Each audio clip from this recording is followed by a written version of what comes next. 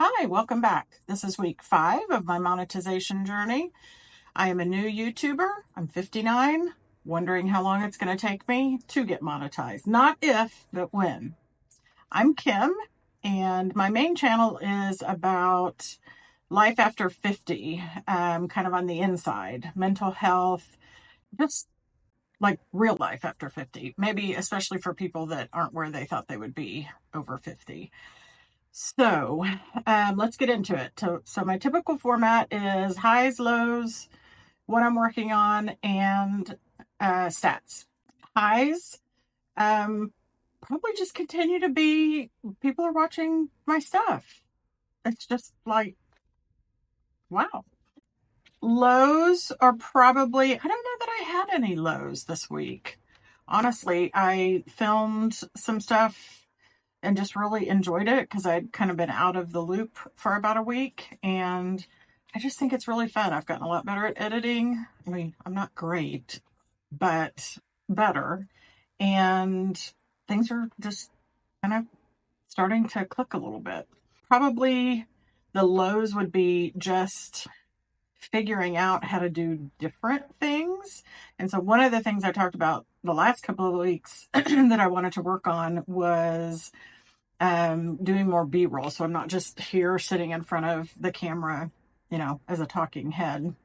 What I'm going to do is I found one particular pretty short video. I'm going to link the guy below.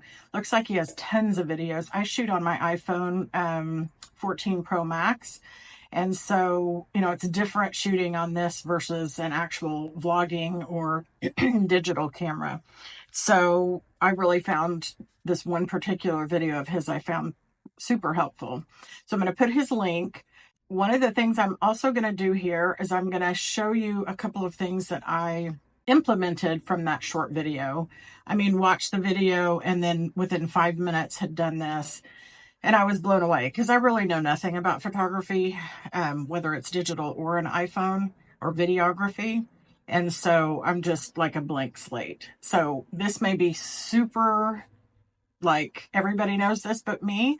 But if you're one of the people that doesn't, here's one of the first tips that he talked about. And then I'm going to show you some short videos that I did to show you the difference between one setting and the other. He says when you're doing B-roll, to do it at 4,000 and then 60 frames per second. I think I've never changed any of those settings on my iPhone, and mine was set at 30 frames per second and then HD, high definition. So if you just go into your camera settings, you can enable those there. And if you have any questions on this, you can definitely watch the video or I can try to help you. So I went in and changed that. And then the other thing was locking the focus. Didn't know you could do that. So that if you're moving the camera around, it doesn't lose focus. Obviously this camera that I'm using is still on a tripod, but if you're doing B-roll, a lot of times it's movement. So he shows you, it's very easy. You just touch the yellow kind of box outline and hold your finger there and it will lock it. So here are these clips. I'm going to talk over them. The first one is the default settings on my camera, at least, because I didn't change them from the factory settings. So this is my space. You get a peek behind the scenes. So one of the things that I noticed about the HD 30 frames per second is it seems a little jerkier. It doesn't seem as smooth, and it's a little grainier.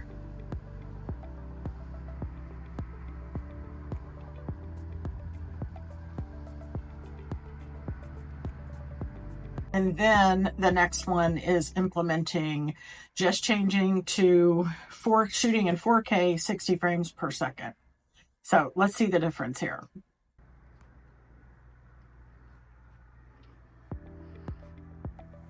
On this one, the 4K and then 60 frames per second, it seems a lot crisper.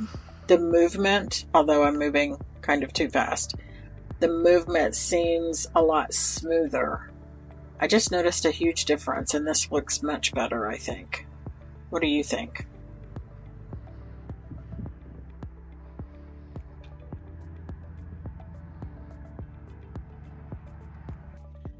Some of the other tips that he talked about were staying low to the ground. He was doing kind of like outside nature shots, which clearly I'm not.